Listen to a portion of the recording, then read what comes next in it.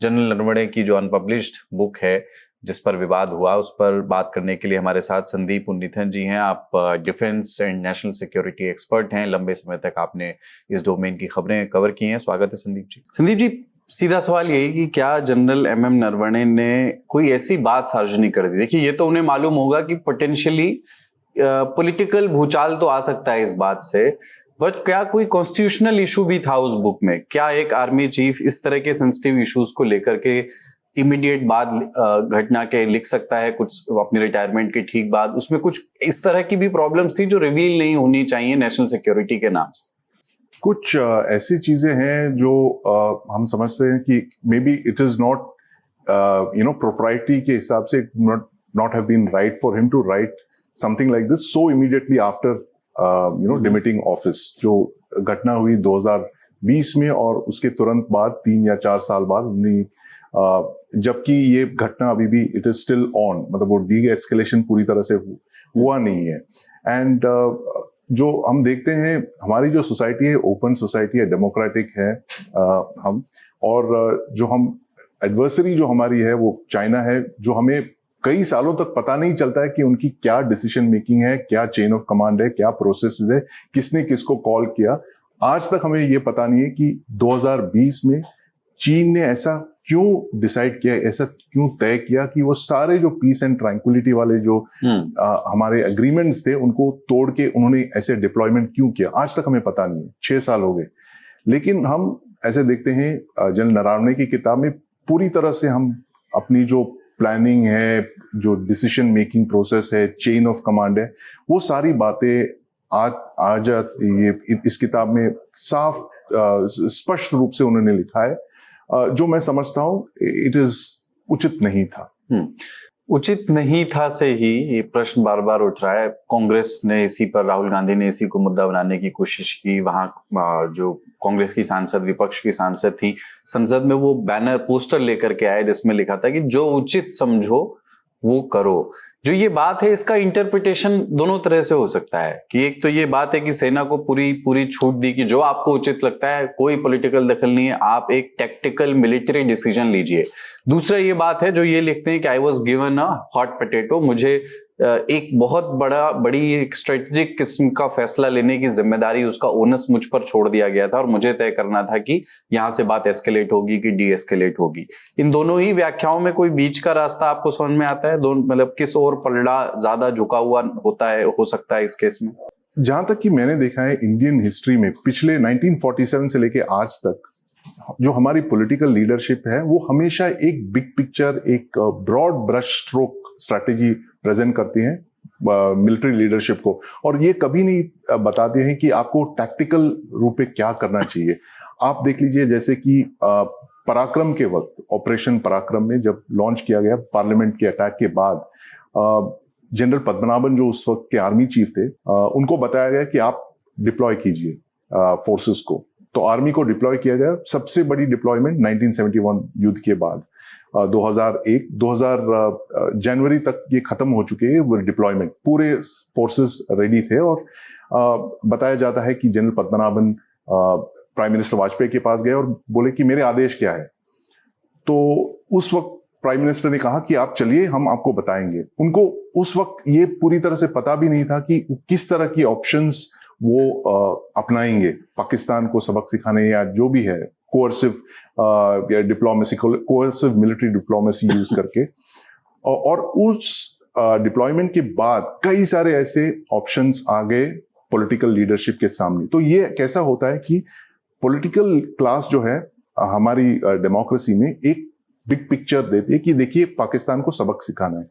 Military leadership की जो ये है, उनके ऊपर जो जिम्मेदारी है वो है कि इस पॉलिटिकल आदेश को समझ के वो ऑप्शंस प्रेजेंट करे। ऑप्शन ए ये होगा, ऑप्शन बी ये होगा, ऑप्शन सी ये होगा, और हर ऑप्शन के साथ क्या इसके कॉन्सिक्वेंसेस होंगे। और पराक्रम में फिर से मैं कहूंगा कि जब जनरल पद्मनाभन को बताया गया कि हमें ऑप्शंस दिखाइए, तो उन्होंने कई सारे ऑप्शंस प्रेजेंट किए। कि उन्होंने कहा कि देखिए हम पीओके में अटैक कर सकते हैं, लाइन ऑफ कंट्रोल पार कर सकते हैं, इंटरनेशनल बाउंड्री के पार हम अटैक कर सकते हैं। एयरफोर्स ने कहा हम बहावलपुर पे हमला करेंगे, नेवी ने कहा हम कराची को ब्लॉकेट करेंगे। तो पॉलिटिकल लीडरशिप ने सारे ये बातें देखी, कैबिनेट कमेटी ऑन सिक्योरिटी, और उन्होंने कहा कि देखिए ये हम नहीं कर सकते। और फिर ऊपर से यूएस का भी काफी दबाव था क्योंकि वो अफगानिस्तान में डिप्लॉयड थे, और ऐसा एक माहौल पैदा हो गया कि दो जो परमाणु हथियार से लैस दो देश है वो लड़ने जा रहे हैं। तो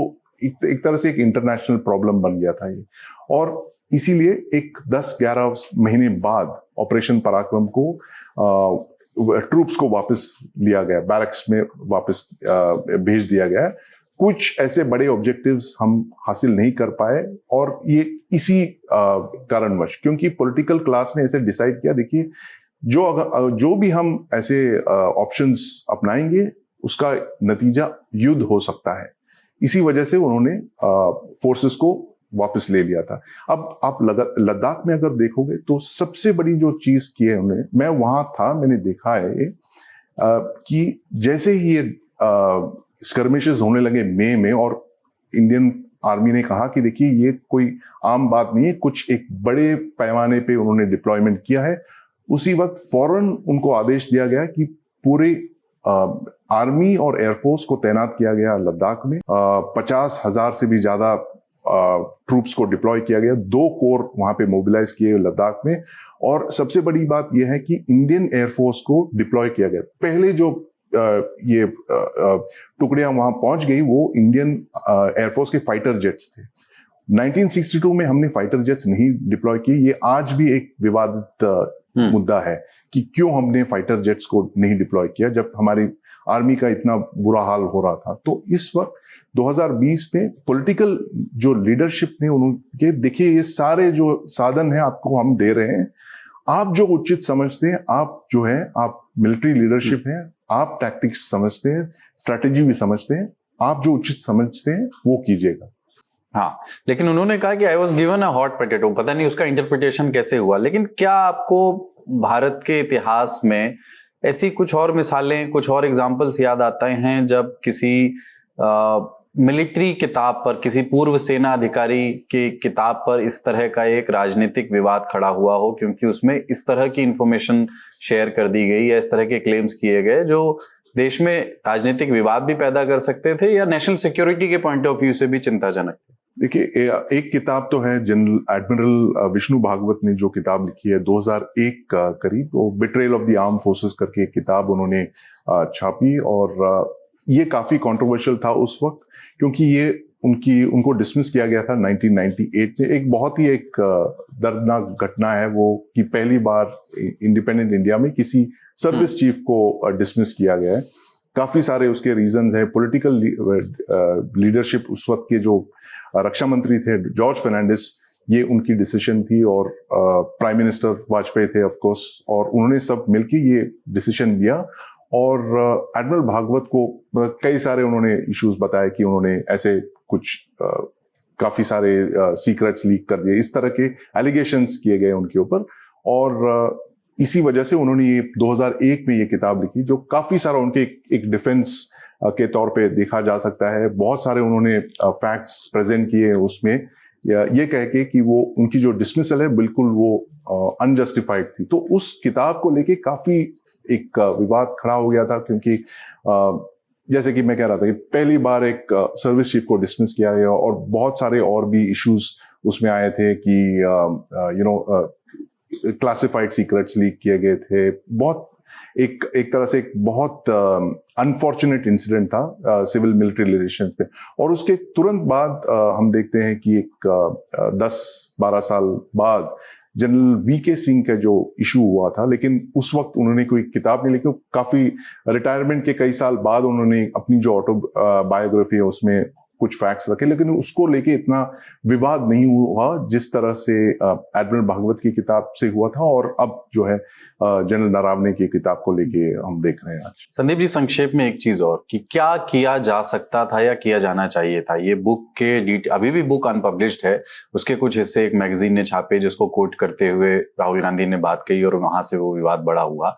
लेकिन जब जनरल नरवणे ये बात लिख रहे थे, पब्लिशर ने उसकी एक फर्स्ट ड्राफ्ट या कॉपी बना ली, उस समय इस तरह के केसेस में रक्षा मंत्रालय क्या कर सकता था, नरवणे, पब्लिशर, तीनों क्या बेहतर हो सकता था कोऑर्डिनेशन, कि कम से कम राजनीतिक विवाद एक अपनी जगह है, सत्य सामने आना चाहिए, ये भी बात उसमें होती है और हम उसके राजनीतिक हिस्से पे भी बात करेंगे, पर इस तरह के का कंफ्यूजन नहीं होता। मुझे पता नहीं, अभी नरवणे से मैं हमारे ललन टॉप के guest in the news room program में वो कुछ समय पहले आए थे, तो उनसे किताब पर वो ज्यादा बात नहीं करना चाहते थे, पर मैंने उनसे इस बारे में सवाल पूछा था तो उन्होंने कहा था कि एमओडी और पब्लिशर के बीच की बात है, तो अब इसमें मेरा से नहीं है।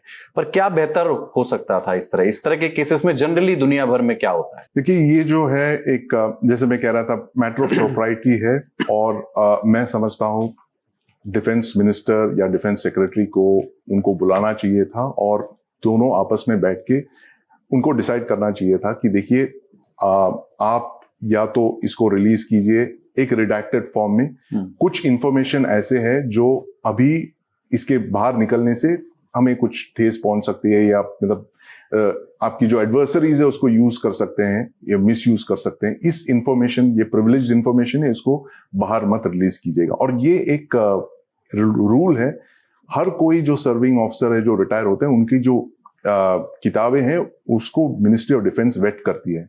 वो एक रिचुअल है और कई सालों से उनको बहुत एनफोर्स किया जा रहा है इस रूल को। ये एक एसओपी है, स्टैंडर्ड ऑपरेटिंग प्रोसीजर है, सब पे लागू है, चाहे वो चीफ हो या चीफ ऑफ डिफेंस स्टाफ हो। ये हर कोई जो भी किताब लिखता है, खास करके ऐसे एक नाजुक मोड़ पे अगर वो थे, लीडरशिप में थे और इस तरह से कई कंट्रोवर्शियल बातें आ सकती हैं बाहर, उनको ये किताबें वेट करनी होती है। तो मुझे लगता है कि दे शुड हैव आपस में बात करके, this should have been settle behind close doors, बिना किसी को बताए या कुछ बताए। Because at the end of the day, Kuldeep, मैं समझता हूँ ये it is not about general Naravane, it's not about Rajnath Singh, it's not about prime minister Modi. ये जो है इंस्टीट्यूशंस हैं, it is institution of the chief of the army staff, जो एक, I think he is the most powerful man India में, जो जिसके एक इशारे पे 1.3 मिलियन जो लोग हैं, एक मतलब सीधे लाइन में खड़े हो जाते हैं। उस तरह की जो पावर है उनकी, और उनकी जो मर्यादा है, उनकी जो इतनी इज्जत करते हैं लोग, it's about the institution, it's about the chair. तो ये सब देख के I think they should have figured out एक मिडिल पाथ उनको डिसाइड करना चाहिए था, कि they should have met and either asked for portions, इसकी जो पोर्शंस है रिडैक्ट किया जाए, या फिर इस किताब को कुछ सालों तक वो होल्ड किए करते हैं। ठीक है, thank you so much sir, thank you.